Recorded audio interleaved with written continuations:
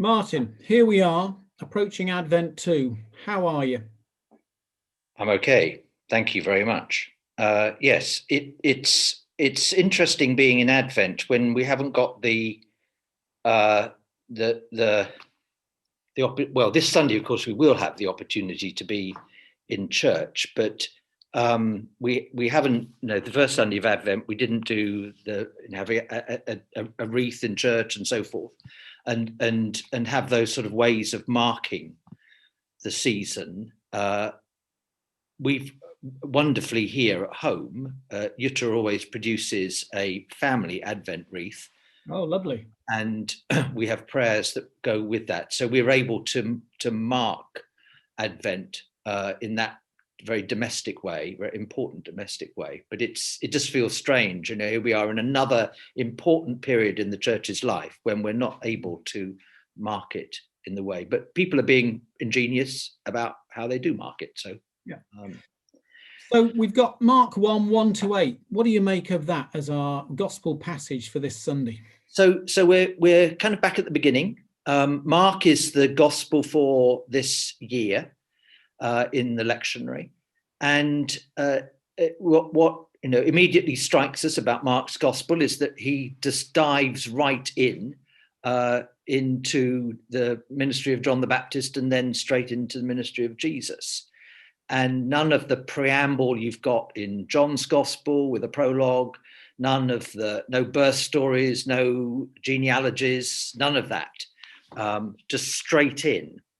And I'm struck, I'm quite taken by the arguments that Mark's gospel was written in Rome, certainly in a context of substantial persecution, and written down probably around 70, 71. So if you think of that Roman context, one of the important things to recognize, if you're in that context where the Roman authorities are dominant, where they are threatening your existence, where they have their own religious, cultural power, and a power which is forced on everybody. So you're huddling in your little house church, and you read these words, you hear these words read, and what will immediately strike you is that phrase "good news," because someone living in that Roman context, that word euangelion that is used for good news is the word that's used when the messenger comes back and declares that there's victory of the Roman army. It was used when Vespasian returned from Jerusalem and then to become the emperor when he was declared emperor. This was good news. And Vespasian, so the emperor, he became emperor in 70, I think it was. He refers to himself as the Son of God. So the opening verse of this is, here begins the gospel, the good news of Jesus Christ, the Son of God, which is just the clearest possible challenge and assertion of who God is and who Jesus is over against this false power. And a staggering claim, isn't it? A staggering claim that this nobody from Nowheresville in Palestine. So the whole, you can read the whole gospel as turning that Roman claim completely on its head. So the last shall be first. And then you get then starts into this the quote, which the first part actually is from Malachi and the second part is from Isaiah, but about this making the way straight, and you then see through the gospel this theme of the way. There is a royal way that is being being laid out by Jesus, that he's calling his followers to walk with him. But that way is not the way of the conquering Roman general. It's not the way of the great Roman Empire. It is the way of the one to the cross. So the whole thing is turned on its head, and that's all captured in that first two verses. Yeah. And when it says the beginning of the good news of Jesus Christ, the Son of God, when it says the beginning, does that mean it's just the beginning, or does it mean the beginning?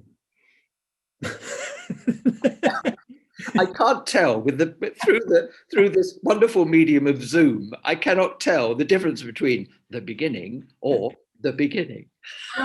It could just mean this is the start of the gospel, couldn't it?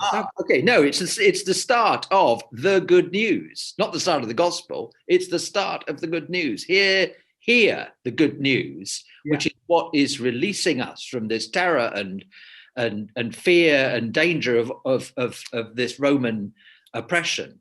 What is releasing us? This is where the good news starts. And the New Testament scholar Paula Gooder links it to the shorter ending at Mark 16:8, where the women departed from the tomb in terror and said nothing to anybody because they were afraid. And when Mark uses the word the beginning in verse 1 of chapter 1, we are the ones who are to continue it, because this is just the beginning when the women left the tomb afraid, unable to say anything. And obviously it was just the beginning, because they must have told somebody or we wouldn't be here now talking about it. But we are those who have to continue it. So it was only the beginning.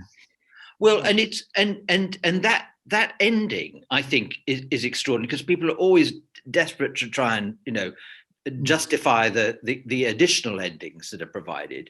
But just to leave it there, of course the women are afraid. If you're living in Roman under Roman persecution, you are terrified. Who can you tell? Who can you speak to? There's a whole process going on there, and yet they do. And yet somehow, in that context, just as those first women, they are able to tell the gospel. They are able to proclaim it.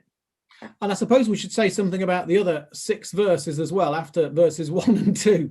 You mentioned Isaiah, and Isaiah, who is quoted by John the Baptist, isn't he? Is it by John the Baptist there? Yeah. And Isaiah was the first apocalyptic theologian, wasn't he? That is the first one to say God will interrupt the normal flow of events, and in the midst of human events will bring into being that which is not. So we already know to expect something really surprising here is going to happen. And I suspect any Jewish reader from the first century context would realize that John is the new Elijah here. And that when Elijah comes back, the end of the world is at hand. And the person who arrives after Elijah, well, that'll be God. And here we have John the Baptist, about whom people knew an awful lot more than actually Jesus, because nearly everything we know about Jesus is from the Gospels, but the extra biblical sources point out that John had a pretty high profile out and about in the piece. And here he is saying, basically, the wickedness of the world is doomed. The next person to appear is God, implicitly saying that. And so John is located at the frontier, isn't he, between the age of darkness and God's coming kingdom. So he is Mr. Advent, if you like. Not that he's ever been on an Advent calendar, but he is Mr. Advent. And if Jesus is right, which Jesus is, about the fact that, we are now in an age with every opportunity to live out of the kingdom or not, then in a strange way, John is our contemporary. Yeah. Because we also are at the frontier of the age of darkness and God's coming kingdom. And when we do things like doing right in spite of the cost, or care workers and hospital workers remain in poorly paid work for the sake of those they love, or professionals resist temptations for shoddy workmanship that will put other people at risk, they're all kind of like opting for the kingdom rather than for the darkness of this age.